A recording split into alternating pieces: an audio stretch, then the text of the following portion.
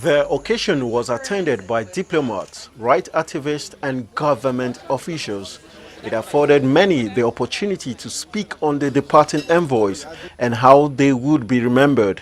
For presidential spokesman Garba Shehu, Nigeria will certainly not forget the role Victoria Sloan played in rescuing 10 Chibok girls whom the government insists were being taken advantage of.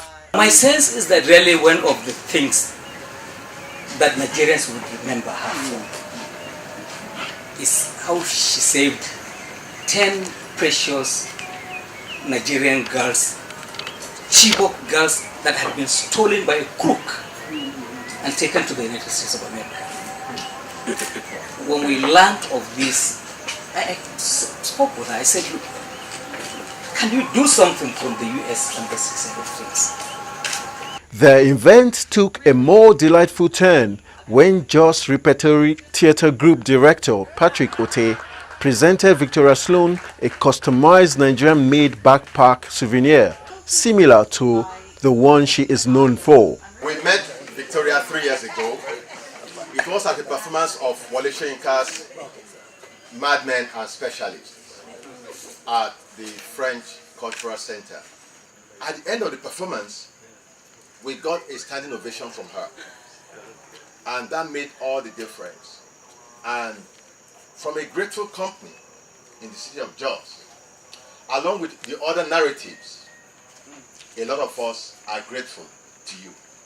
I want to say that it's really been a great honor and a great pleasure to be here. I was here in 2010, as you know, for 7 months, and I was very fortunate to be able to return. First, to my staff, I would like to say that I really rarely worked with, in concert, such a terrific group of people, both, of course, the Nigerians and the Americans. Just really a lucky break. Sean McIntosh is the other U.S. Embassy spokesperson who has concluded his tour of duty. He described his stint in Nigeria as exciting and expressed his belief that U.S. foreign policy will remain the same regardless of who wins the 2016 U.S. elections. It's been very delightful. I've been very honored to serve as the U.S. Embassy's, the U.S. mission spokesperson for Nigeria, and with that comes definitely great responsibility, but also a privilege to be able to articulate the important work that the United States is doing with Nigeria. I don't think Nigeria has anything to worry about. The United States is still going to remain engaged. We are still going to maintain our robust health program. About almost 90% of our developmental assistance budget is devoted to health, so I don't see that going anywhere.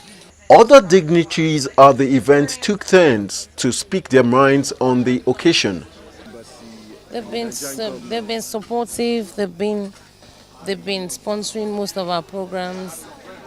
U.S. Embassy has been really very supportive, more especially the PSAs. I went to the U.S. I was working for the law school, and I discovered that the American system had what they call alternative dispute resolution. And meanwhile, as at the time I went to the U.S., almost every case goes to the court, and some of them last for 3 years, 5 years, 6 years, and then once you leave the court, it's called adversarial system. I become your adversary, you become my adversary. We may not be friends anymore. And I saw that was a gap in our system, and I went to the American Bar Association and said, look, we need to do this in Nigeria, and they sent someone down, to the law school to help us. The gathering was wrapped up with glowing words from the departing U.S. Public Affairs Counselor, Victoria Sloan, on how incredibly gifted and industrious Nigerians are. She also spoke on what Nigerian leaders could do to leverage on the gains already achieved. Getting to know the Nigerian people through the programs that we have, and watching what Nigerians are able to accomplish has been really extraordinarily rewarding. My country may not be aware of how incredibly smart Nigerians are and how inventive and industrious. The American envoys are on their way to the next postings, but have left no doubt about the stay in the country, with glowing tributes to Nigeria and Nigerians. Anthony Momodu, PTV News, Abuja.